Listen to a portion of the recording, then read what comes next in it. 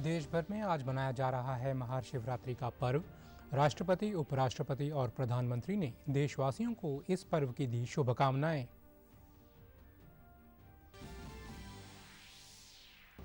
पंजाब विधानसभा ने Punjab water resources संशोधन विधेयक 2025 को दी मंजूरी। जल प्रबंधन से जुड़ा अहम विधेयक पारित। प्राधिकरण के नियमों में हुआ बड़ा बदलाव। और देश का पहला हाइपर लूप टेस्ट ट्रैक हुआ तैयार। दिल्ली से जयपुर का सफर सिर्फ 30 मिनट में होगा पूरा। केंद्रीय रेल मंत्री ने कहा, ये भारत के युवा वैज्ञानिकों और इंजीनियरों की विश्व स्तरीय क्षमताओं को दर्शाता है।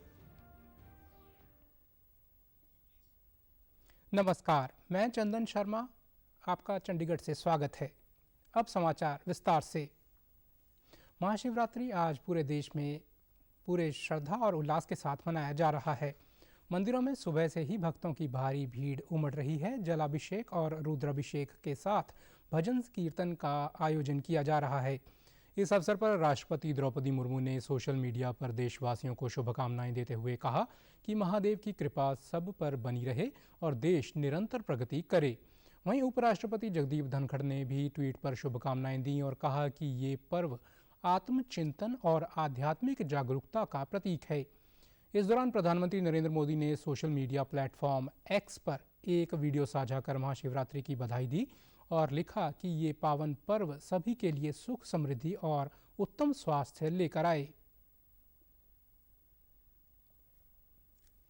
होता है सम करोति शंकर, यानी जो कल्याण करे वही शंकर है।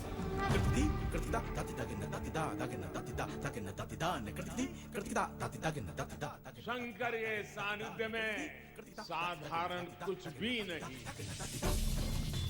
सब कुछ अलौकिक है, असाधारण है, अविस्मरणीय है, अविश्वसनीय है। शिवम ज्ञानम, इसका अर्थ है शिव ही ज्ञान है और ज्ञान ही शिव है। शिव के दर्शन में ही ब्रह्मांड का सर्वोच्च दर्शन है। उधर चंडीगढ़, मोहाली, पंचकूला में भी महाशिवरात्रि को लेकर श्रद्धालुओं में जबरदस्त उत्साह देखने को मिल रहा है। शिव मंदिर में सुबह से ही भक्तों की लंबी कतारें लगी हुई हैं। भक्तजन दूध, बेलपत्र और गंगा जल से भगवान शिव का अभिषेक कर रहे हैं। कई मंदिरों में विशेष भंडारे और जागरण का आयोजन भी किया जा रहा है। कई लोग ढोल नगाड़ों के साथ मंदिरों में पहुंच रहे हैं। श्रद्धालुओं के लिए मंदिरों में प्रसाद की व्यवस्था भी की गई है। वहीं प्रशासन ने महाशिवरात्रि के त्यौहार को देखते हुए सुरक्षा कर्मियों ने पुख्ता इंतजाम किए हुए हैं। कैलड़ पिंड था, तो वहाँ ये किसान को सपना आया, जब वो हल चला रहे थे तो वहाँ एक शिवलिंग नुमा कोई चीज मिली। उसको रात को सपना आया, भगवान ने कहा कि यहाँ पे भगवान शिव का विशाल मंदिर बनाओ और ये प्राचीन शिवलिंग है, यहाँ पर जो भी आएंगे उनकी सारी मनोकामना पूरी होगी। तो उन्होंने खोदना चाहा कि आखिर शिवलिंग कितना बड़ा है, तो खोदते खोदते यहाँ पे एक कुआं निकल पड़ा। ये कुआं का आकार बन गया, तो शिवलिंग को फिर अलग से दीवार बीच में कर दी, साइड में कुआं बन गया और उसी कुएं से आज तक ये जो भगवान शिव का अभिषेक होता है, रुद्राभिषेक होता है, जितना भी जल का कार्य होता है, उस कुएं से जल लेकर के इसको चढ़ाते हैं। स्थानीय लोगों का कहना है कि इस बार महाशिवरात्रि पर विशेष रौनक देखने को मिल रही है। बहुत प्रसिद्ध मंदिर है, हम तो रेगुलर यहाँ पे आते रहते हैं, तो महाकाल का आशीर्वाद है अपने ऊपर। तो आज शिवरात्रि का पावन अवसर है, तो हमने कहा जल चढ़ा के आया जाए। आपको भी और मेरी तरफ से पूरे चंडीगढ़ वासियों को शिवरात्रि की शुभकामनाएं। ये अपने आप प्रकट हुआ मंदिर है, ये जो शिवलिंग है यहाँ पे अपने आप प्रकट हुआ है, तो इसकी आस्था इतनी पुरानी है सर। भोलेनाथ से यही मांगेगी जी कि संसार में सुख शांति रहे, आपस में द्वेष ना करें, लोग आपस में एक दूसरे के लिए बुरी भावना न रखें और सब मिलजुल के रहे। हमारे घर में भी सुख समृद्धि आए, सद्बुद्धि दे भगवान, सबसे जरूरी है कि सद्बुद्धि दे, सेहत अच्छी रखे, बस यही कामना रहेगी। मंदिर के ऊपर बहुत ज्यादा आस्था है, हम बचपन से ही प्रयागराज में महाशिवरात्रि के अवसर पर महाकुंभ के अंतिम स्नान के लिए आज लाखों श्रद्धालु त्रिवेणी संगम में एकत्रित हुए। देश भर से लोग सुबह जल्दी पहुंचे और गंगा, यमुना और अदृश्य सरस्वती के संगम में पवित्र स्नान किया। आज महाशिवरात्रि केवल प्रयागराज में ही नहीं बल्कि देश भर में पूरे श्रद्धा और भक्ति के साथ मनाई जा रही है। झारखंड के देवघर में बाबा बैद्यनाथ ज्योतिर्लिंग मंदिर और दिल्ली के महिपालपुर स्थित शिव मूर्ति मंदिर में भी बड़ी संख्या में भक्त दर्शन के लिए पहुंचे। महाशिवरात्रि भगवान शिव और देवी पार्वती के पवित्र विवाह का प्रतीक है। गौरतलब है कि महाकुंभ की शुरुआत 13 जनवरी को पौष पूर्णिमा के अमृत स्नान से हुई थी।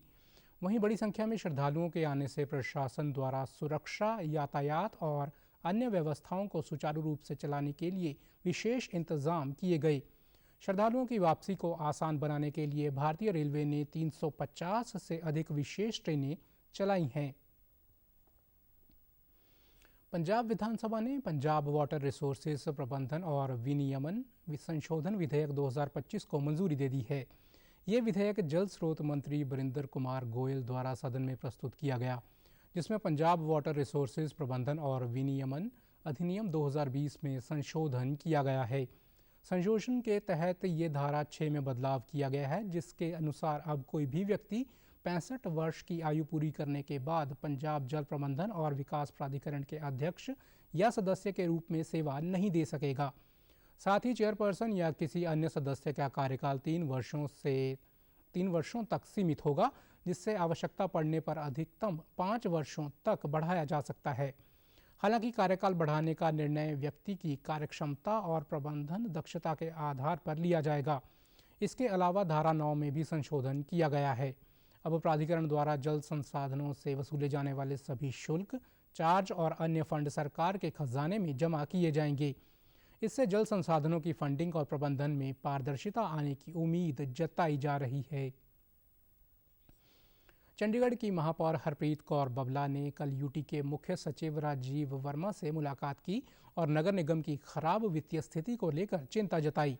उन्होंने कहा कि नगर निगम चंडीगढ़ शहर में सड़क, लाइटों की मरम्मत, सफाई व्यवस्था, कूड़ा उठाने, आवारा पशु प्रबंधन और सड़कों की मुरम्मत जैसे कई ज़रूरी काम कर रहा है, लेकिन इसके बदले निगम को कोई सीधा राजस्व नहीं मिल रहा, जिससे अधिक संकट बढ़ता जा रहा है। महापौर ने इस दौरान इंजीनियरिंग विभाग द्वारा वाणिज्यिकी और आवासीय भवनों पर बकाया सेवा कर ना जमा करने की मुद्दा भी उठाया। महापौर ने शराब पर लगाए जाने वाले गौ सेस में की गई कटौती का भी मुद्दा उठाया और मांग की कि इसे 2020 की अधिसूचना के अनुसार बहाल किया जाए, ताकि आवारा पशुओं की देखभाल के लिए निगम को पर्याप्त फंड मिल सके। इस पर मुख्य सचिव राजीव वर्मा ने महापौर को आश्वासन दिया कि उनकी चिंताओं को गंभीरता से लिया जाएगा और संबंधित विभागों के साथ मिलकर समाधान निकाला जाएगा। चंडीगढ़ के PGI-MER के national institute of nursing education में वार्षिक मेले का आयोजन किया गया, जिसका उद्देश्य ज़रूरतमंद मरीजों के लिए फंड जुटाना था। इस मेले में छात्रों और फैकल्टी ने रचनात्मक आइडियाज़ के जरिए फंड जुटाने की कोशिश की, जहां खाने के स्टॉल पर दाल बाटी चूरमा, मक्की की रोटी और सरसों का साग जैसी पारंपरिक डिशेज लोगों के आकर्षण का केंद्र रहीं। इस कार्यक्रम में PGI-MER के निदेशक प्रोफेसर विवेक लाल समेत कई वरिष्ठ अधिकारी शामिल हुए, जिन्होंने इस पहल की सराहना की और इसे समाज के प्रति कर्तव्य निभाने का बेहतरीन उदाहरण बताया। पंजाब को औद्योगिक क्षेत्र में अग्रणी राज्य बनाने के मद्देनज़र सरकार ने औद्योगिक विकास को और प्रोत्साहन देने के लिए राज्य सरकार की प्रतिबद्धता को दोहराया। इसको लेकर उद्योगपतियों और व्यापारियों के एक प्रतिनिधिमंडल ने मुख्यमंत्री से उनके सरकारी निवास पर मुलाकात की। इस अवसर पर विचार विमर्श के दौरान उद्योगपतियों और व्यापारियों ने भगवंत सिंह मान द्वारा राज्य में औद्योगिक विकास को प्रोत्साहन देने के लिए कई महत्वपूर्ण पहल करने की सराहना की। इस मौके पर उन्होंने कहा कि पंजाब भौगोलिक रूप से ज़मीनी सीमाओं से जुड़ा राज्य है और किसान आंदोलन के कारण शंभू बॉर्डर पर यातायात ठप होने से व्यापारिक गतिविधियां बहुत प्रभावित हो रही हैं।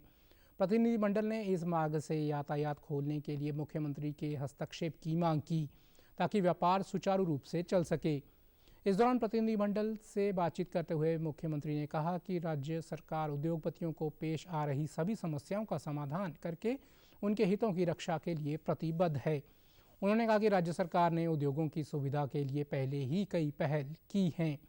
उद्योगपतियों को पेश आने वाली सभी मसलों को केंद्र सरकार और हरियाणा राज्य सरकार से व्यक्तिगत रूप से उठाएंगे ताकि व्यापार करने में कोई परेशानी ना हो। मुख्यमंत्री ने कहा कि पंजाब सरकार के प्रयासों के चलते पिछले 3 वर्षों में अब तक राज्य में लगभग 94,000 करोड़ रुपए का निवेश आया है। टाटा स्टील, सनातन टेक्सटाइल और अन्य प्रमुख कंपनियां राज्य में निवेश करने के लिए आगे आ रही हैं। उन्होंने कहा कि ये बहुत गर्व की बात है कि कंपनियां अपने कारोबार के विस्तार के लिए राज्य में उत्कृष्ट बुनियादी ढांचे, बिजली, कुशल मानव संसाधन और बेहतरीन औद्योगिक और कार्य संस्कृति वाले अनुकूल माहौल का अधिक से अधिक लाभ उठा रही हैं। मुख्यमंत्री ने कहा कि उद्यमों को राज्य में निवेश करके बहुत लाभ हो रहा है, जो देश के औद्योगिक केंद्र के रूप में तेजी से उभर रहा है। भगवंत सिंह मान ने कहा कि पंजाब सरकार राज्य में औद्योगिक विकास को प्रोत्साहन देने के लिए नए सुझावों और विचारों पर गौर करने के लिए हमेशा तैयार है। पंजाब पुलिस ने नौजवानों को विदेश भेजने के नाम से लाखों रुपए का चूना लगाने वाले गैर कानूनी ट्रैवल एजेंटों के खिलाफ कार्रवाई कर दी है। इस मुहिम के तहत पंजाब पुलिस ने राज्य भर में 1274 इमिग्रेशन फर्मों पर छापेमारी की और तलाशी अभियान चलाया। इस दौरान 24 केस दर्ज करके और उनमें से 7 ट्रैवल एजेंटों को गिरफ्तार किया। कानून एवं व्यवस्था के स्पेशल डीजीपी अर्पित शुक्ला ने बताया कि पंजाब पुलिस गौरव यादव के निर्देशानुसार सभी जिलों में इमिग्रेशन फर्मों पर छापेमारी की। उन्होंने कहा कि ये घटनाक्रम अमेरिका से भारतीयों को वापस भेजे जाने के मद्देनज़र राज्य भर में अवैध ट्रैवल एजेंटों के खिलाफ चल रही कार्रवाई के बीच हुआ। गौरतलब है कि नागरिकों को सतर्क करने के लिए, रहने के लिए और ट्रैवल एजेंटों को दस्तावेज और पैसे देने से पहले उनके प्रमाण पत्रों की पुष्टि करने की सलाह दी। लुधियाना के पुलिस कमिश्नर ने नशा तस्करों के खिलाफ मुहिम को तेज कर दिया। इस मुहिम के चलते गांव तिलवड़ी और हिम्मत सिंह नगर 2 तस्करों की अवैध इमारत को गिरा दिया गया। पुलिस कमिश्नर के निर्देशानुसार टीमों ने गांव तलवड़ी के सोनू और दुगरी नज़दीक हिम्मत सिंह नगर की गली नंबर 6 के राहुल हंस की अवैध इमारत को गिरा दिया। सोनू और उसका परिवार नशीले पदार्थों की तस्करी के 6 केसों में संलिप्त है, जबकि राहुल को पिछले वर्ष 2024 में पुलिस ने 41,000 से अधिक नशीली गोलियां और 2,15,000 रुपये की ड्रग मनी समेत गिरफ्तार किया था।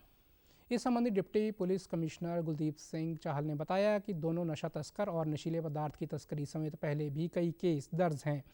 उन्होंने बताया कि पुलिस द्वारा 78 और ऐसे तस्करों की पहचान की गई है, जिनके खिलाफ जल्द ही कार्रवाई की जाएगी। भारत के पब्लिक ट्रांसपोर्ट सिस्टम में बड़ी क्रांति आने वाली है। देश का पहला हाइपरलूप टेस्ट ट्रैक पूरी तरह से तैयार है। इसका वीडियो खुद रेल मंत्री अश्विनी वैष्णव ने जारी करते हुए कहा कि Bharat high speed transport system की दिशा में आगे बढ़ चुका है। इस हाइपरलूप से शुरू होने से महज 30 मिनट में 350 किलोमीटर का सफ़र तय किया जा सकेगा। 422 मीटर के इस हाइपरलूप टेस्ट ट्रैक की IIT मद्रास की मदद से तैयार किया गया है। हाइपरलूप एक ऐसी तकनीक है जिसमें ट्रेन को एक खास ट्यूब में टॉप स्पीड पर चलाया जाता है। इस खास तकनीक की मदद से लोगों को बहुत तेज़ और सुरक्षित यात्रा का अनुभव होगा। हाइपरलूप ट्रेनें 1100 किलोमीटर प्रति घंटे की रफ्तार से चलेंगी, जबकि बुलेट ट्रेन की टॉप स्पीड 450 किलोमीटर होती है, यानी इसकी रफ्तार बुलेट ट्रेन से भी तेज़ होगी। भारत अब उन चुनिंदा देशों में शामिल हो गया है जो हाइपरलूप तकनीक को अपनाने की दिशा में आगे बढ़ रहे हैं। रेल मंत्री अश्विनी वैष्णव ने IIT मद्रास को संबोधित करते हुए कहा कि ये भारत के युवा वैज्ञानिकों और इंजीनियरों की विश्व स्तरीय क्षमताओं को दर्शाता है। उन्होंने कहा कि प्रधानमंत्री नरेंद्र मोदी का संकल्प है कि देश को इनोवेशन की दिशा में आगे बढ़ाना है और इसी कारण हम शिक्षा संस्थानों के साथ मिलकर कार्य कर पा रहे हैं। उन्होंने कहा कि वो सम्मानित की गई टीम आविष्कार का हिस्सा रहे हैं। Third grant of $1 million will be given to IIT Madras for further developing the Hyperloop project in a nice way. And once we see the commercial or rather pre-commercial, where the product is ready, then within the railway setup, we will start the first commercial project.